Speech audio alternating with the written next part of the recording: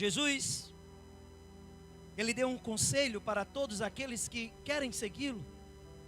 Jesus disse, pastor Ronaldo: não ajunteis tesouros na terra, aonde o ladrão rouba, a ferrugem corrói, a traça come, mas que o vosso tesouro esteja no céu, porque lá não tem ladrão para roubar. Lá a nossa riqueza, ela não está sujeita aos fenômenos físicos, aonde a ferrugem corrói, nem tampouco a traça para consumir. Quando a nossa riqueza está nos céus, quando a nossa riqueza está em Deus, não é uma riqueza passageira, não é uma alegria passageira, mas é uma riqueza e uma alegria eterna. E Jó nos mostrou isso, que a nossa riqueza esteja em Deus.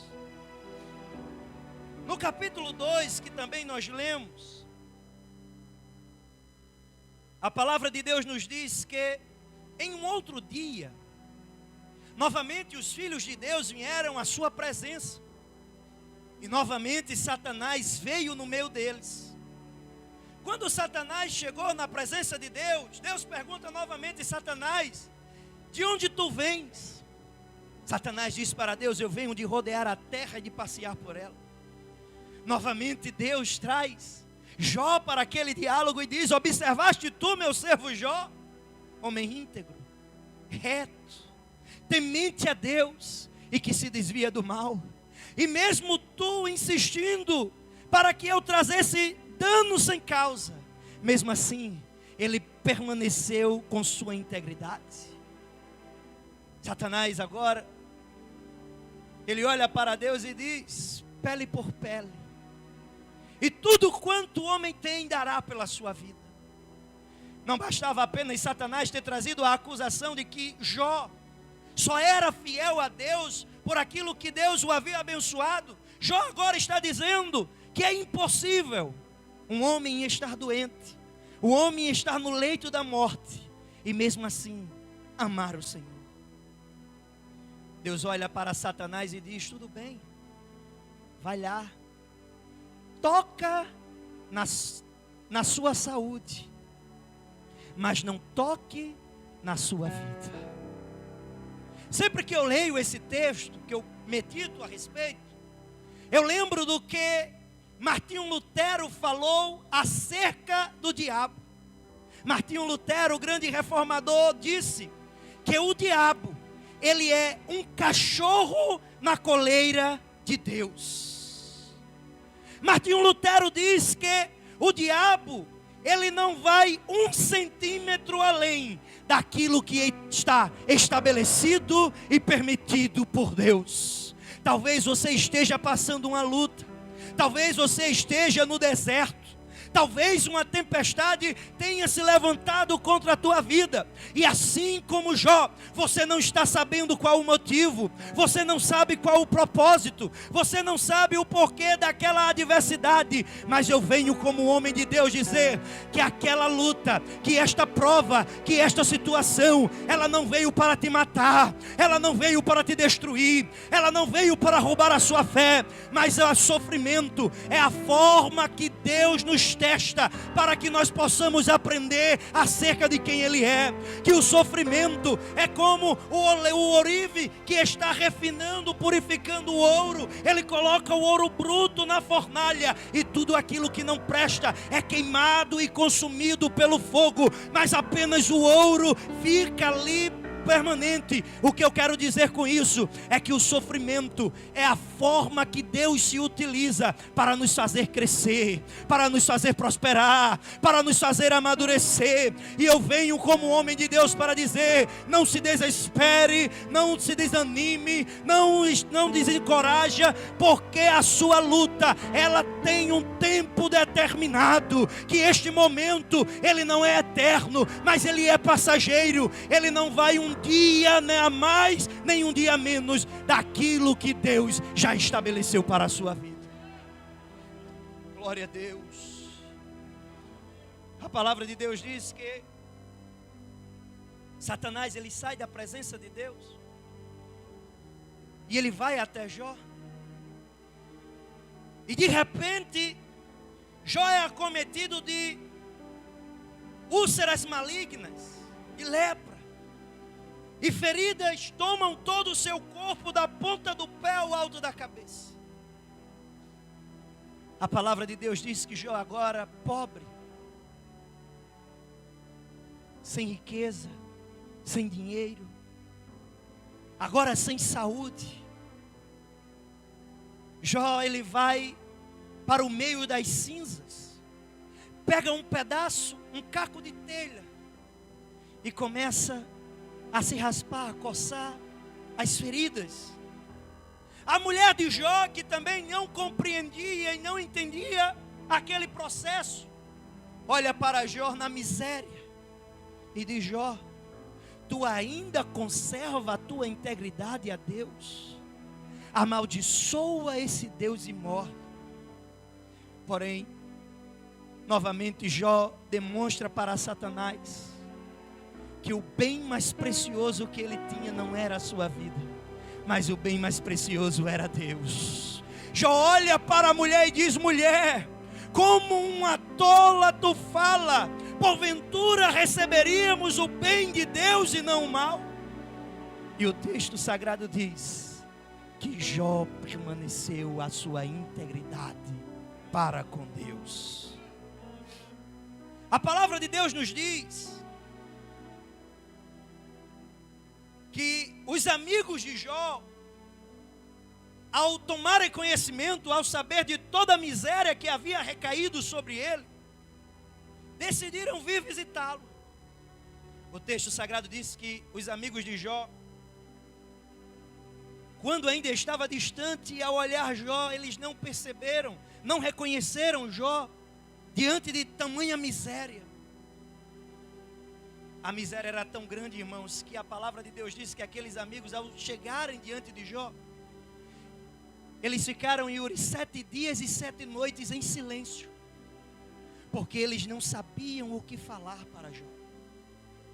O texto sagrado diz que após aqueles 7 dias e aquelas 7 noites em silêncio, aqueles amigos rompem aquele silêncio e começam a dialogar com Jó. Não vou entrar aqui em muitos detalhes acerca daqueles diálogos, mas em meio a tantas conversas, tantas acusações, um daqueles amigos insinua que Jó está passando por todo aquele sofrimento porque em algum momento ele teria pecado contra Deus.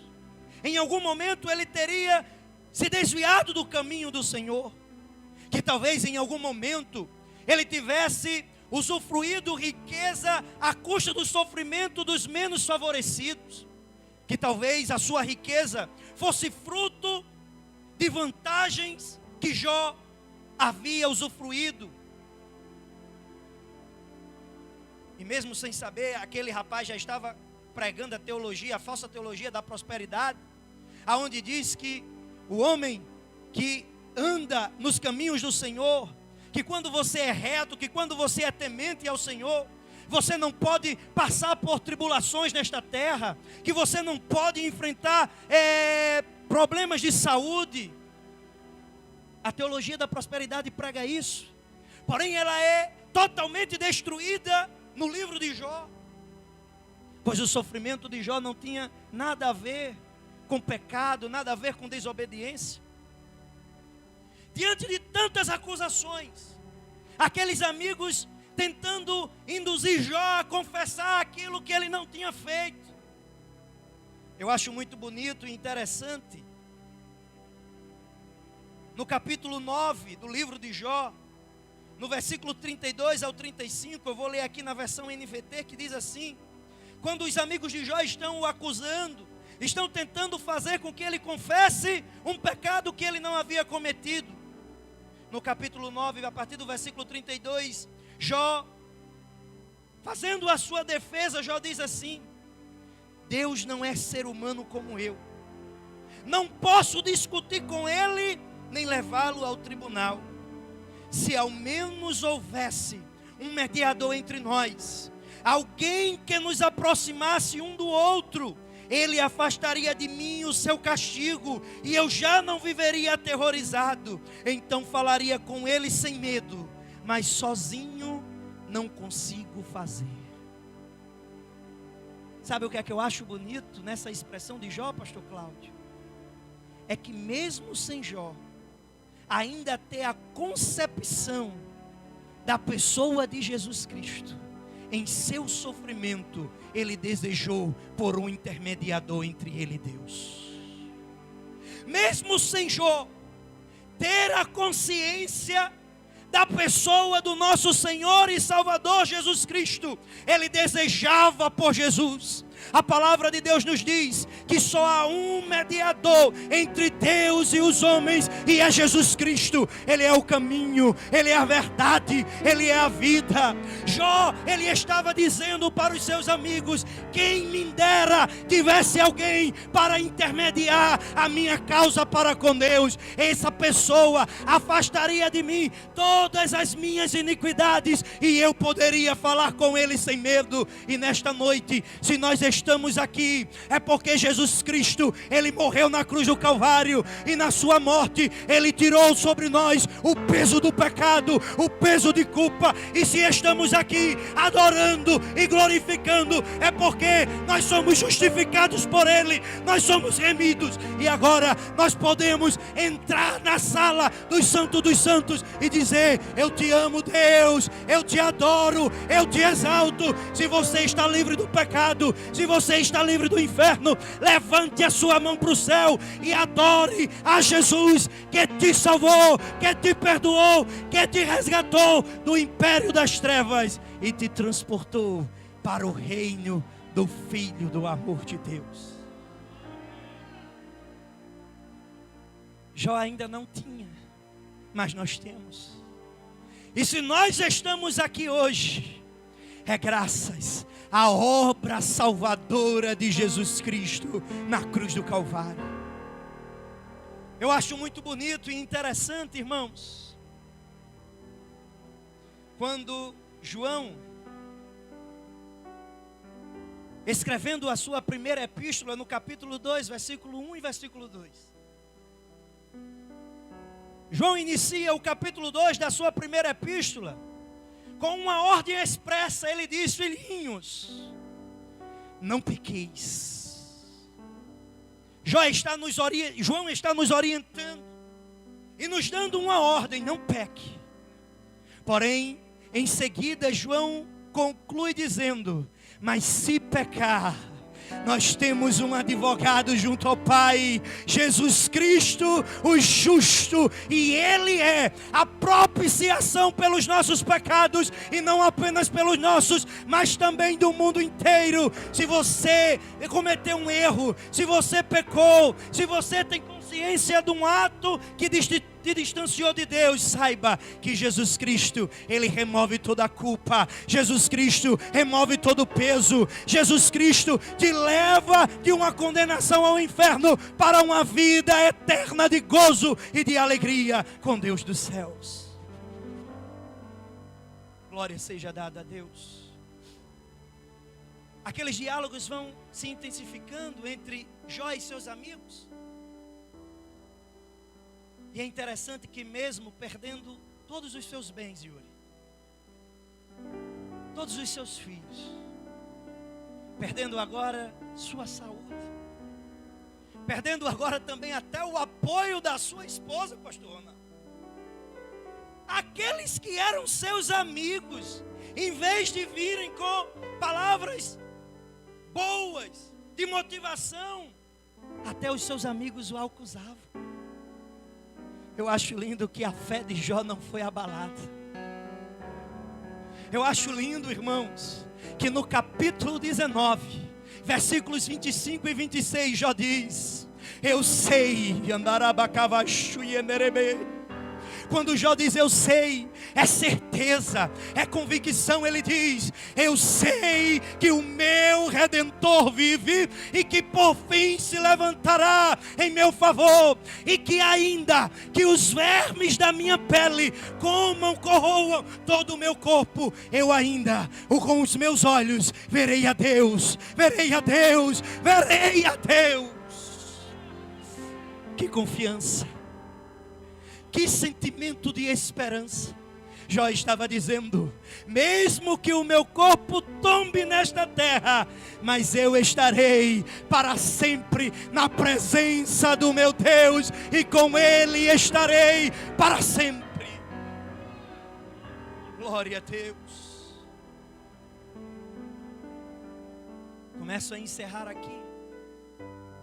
É interessante que após o capítulo 19 do livro de Jó, as coisas para Jó parece que começam a mudar.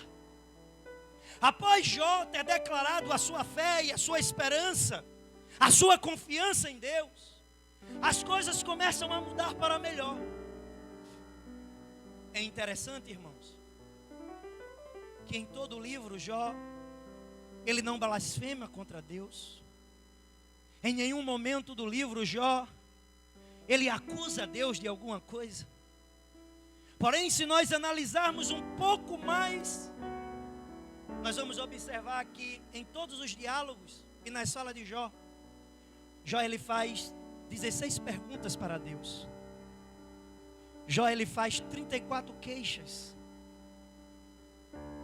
E Deus permanece em silêncio. Do capítulo 1 ao capítulo 37 do livro de Jó, Deus está em silêncio. Irmãos, e é difícil enfrentarmos provas e lutas. E no momento em que nós mais precisamos de Deus, Deus permanece em silêncio. Porém, o que eu acho interessante é que no capítulo 38, após Jó ter feito 16 perguntas e 34 queixas, Deus decide falar com Jó. E sabe o que é que eu acho mais bonito, pastor Paulo? É que quando Deus decide falar com Jó, Deus não responde as 16 perguntas, nem tampouco as 34 queixas. Mas Deus fala com Jó, fazendo 70 perguntas retóricas.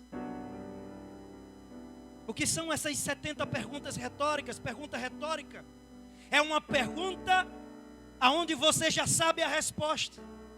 E quando Deus faz essas 70 perguntas retóricas a Jó, Deus já sabia de todas as respostas. E Deus também sabia que era impossível Jó responder ao menos um.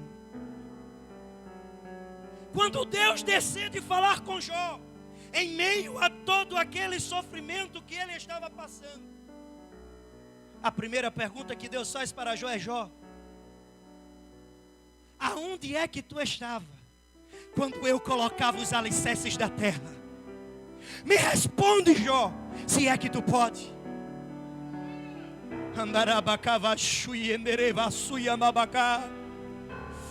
Deus volta para Jó e pergunta: Jó, aonde é que tu estavas quando no céu eu espalhava as estrelas e dava luz a cada um delas? Me responde, Jó, se é que tu pode. Deus volta novamente para Jó e diz: Jó, quando eu colocava os limites no mar e dizia à onda: daqui você não passa, onde é que tu estavas? Me responde, Jó. Será que você tem motivo para indagar a Deus sobre o sofrimento que você tem enfrentado? Será que você consegue? Será que você tem capacidade de perguntar a Deus, de indagá-lo, como dizem por aí, de colocar Deus no canto da parede e exigir alguma coisa a Ele?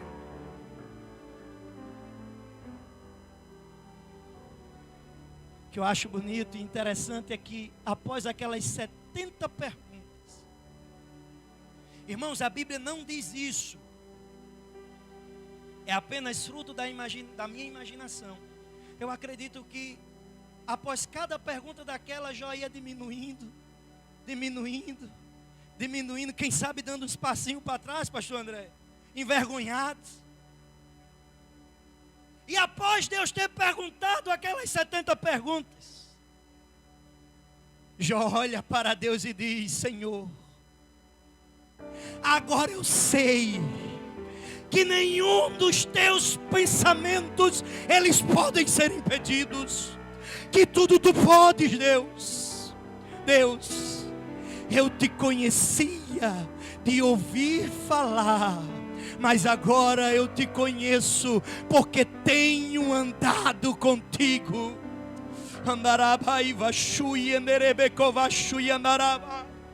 Aquele processo que Jó enfrentou, aquele sofrimento, não era para Jó morrer, não era para fazer Jó parar, não era para roubar a fé de Jó, mas quando nós somos enfrentados pelos sofrimentos, nós aprendemos algumas verdades que só o sofrimento nos traz. A primeira é que nós não somos nada, mas que Deus é tudo. A segunda é que nós somos pequenos e que Deus é grande. A terceira é que nós somos fracos, mas que todo o poder está nas mãos de Deus.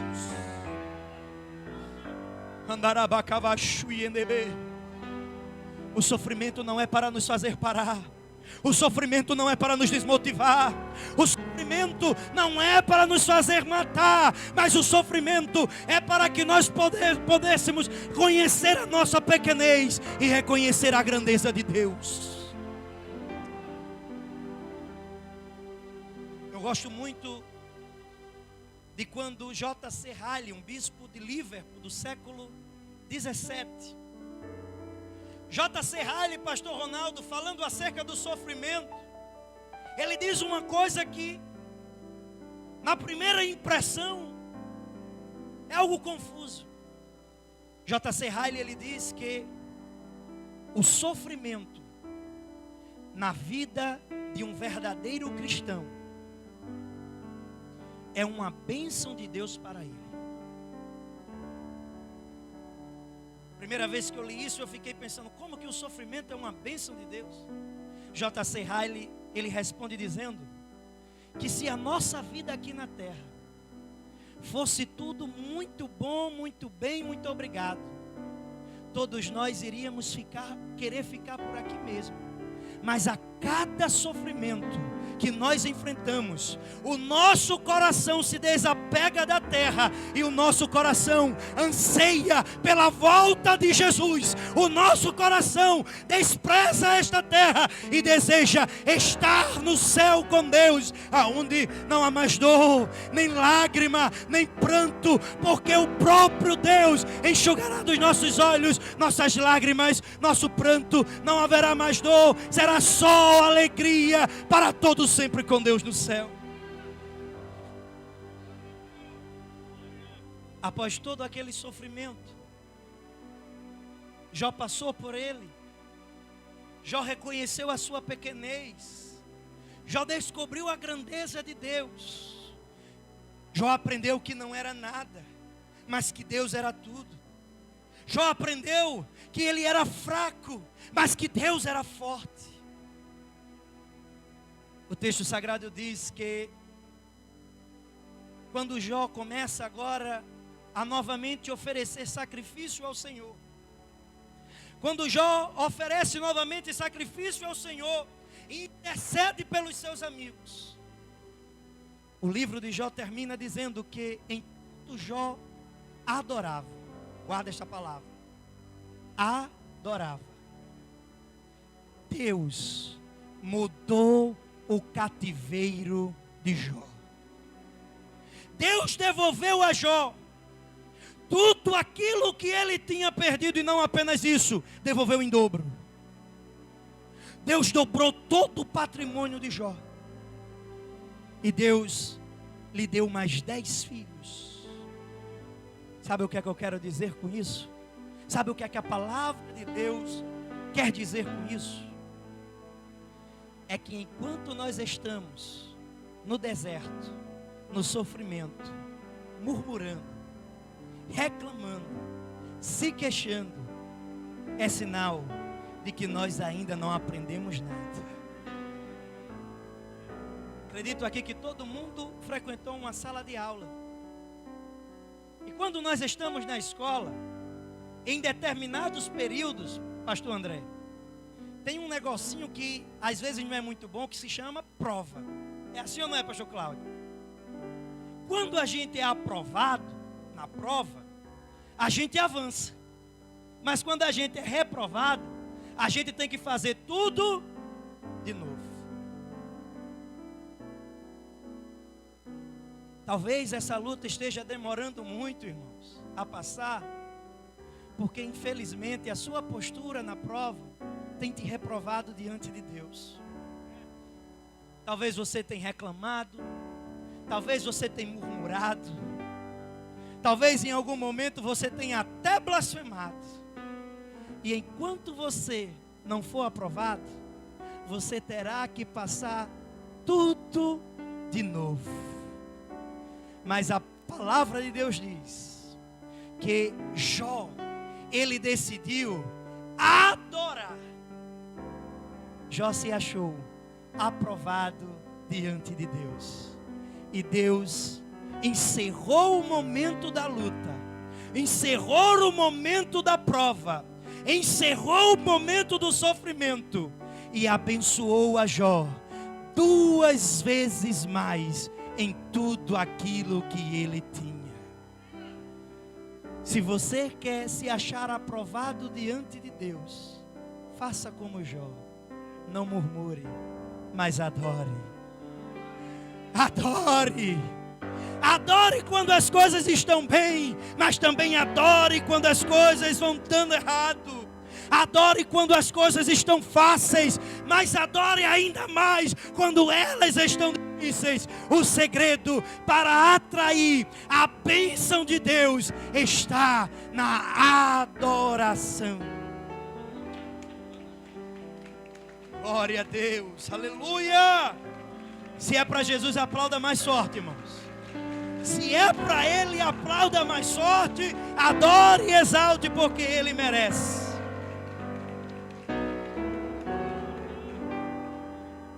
Autorizado pelo nosso pastor nesse momento, queremos saber se entre nós há alguém nesta noite que quer entregar a sua vida a Jesus. Você que ouviu esta palavra, você que ouviu que Jó passou por todo aquele momento difícil, mas que a riqueza de Jó não estava nas coisas desta terra, a riqueza de Jó estava em Deus. Falei também a respeito de Jesus Cristo, Filho de Deus, que veio a este mundo com a missão de morrer na cruz do Calvário para perdoar os nossos pecados e nos tornar filhos de Deus. Nesta noite há alguém que quer aceitar Jesus como Salvador, dá um sinal assim com a mão. Quer voltar para a casa do Pai, dá um sinal assim com a mão, você que quer aceitar Jesus. Amém, Deus abençoe.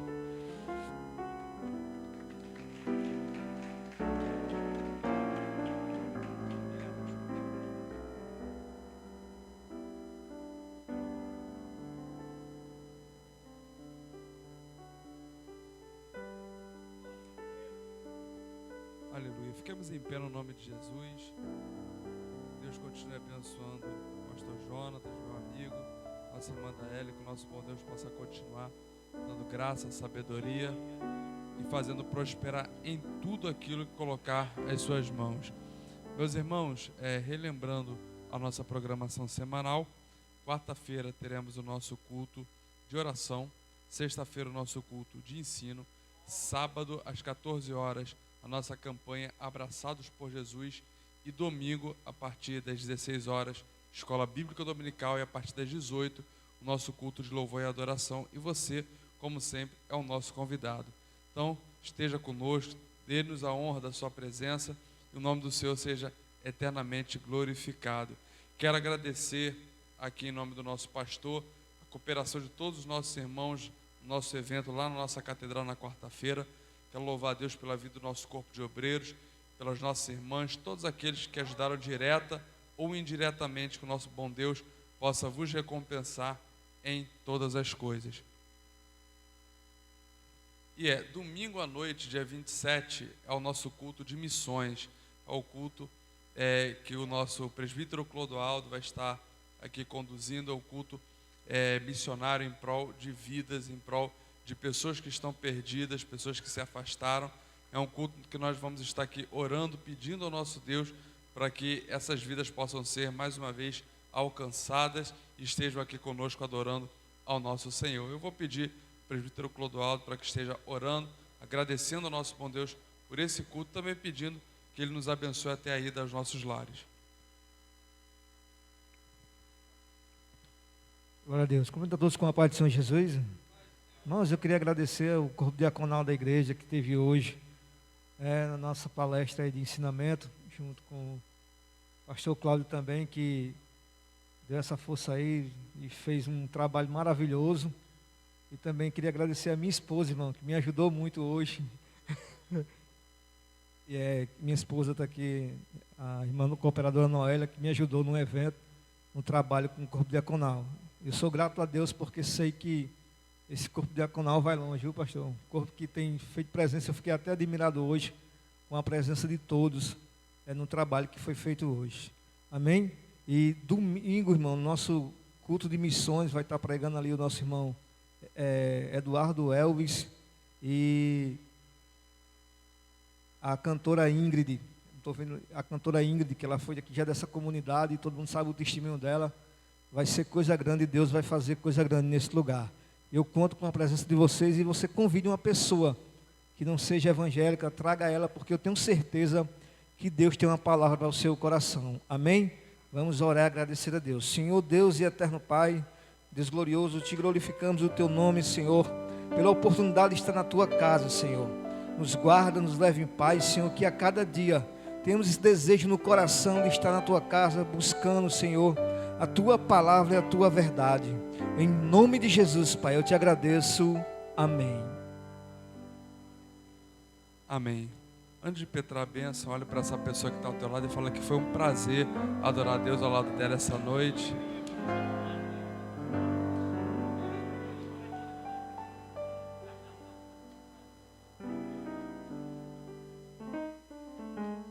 Aleluia. Curva sua cabeça, feche seus olhos, coloque a sua mão no seu coração. Que o grande amor de Deus, a graça do nosso Senhor e Salvador Jesus Cristo, as duas consolações, a comunhão e a presença do Espírito Santo, que seja com todos os fiéis sobre a face da terra, e não só agora, mas eternamente. Todo o povo de Deus diz: amém. Deus abençoe a todos, uma semana vitoriosa na presença do Senhor.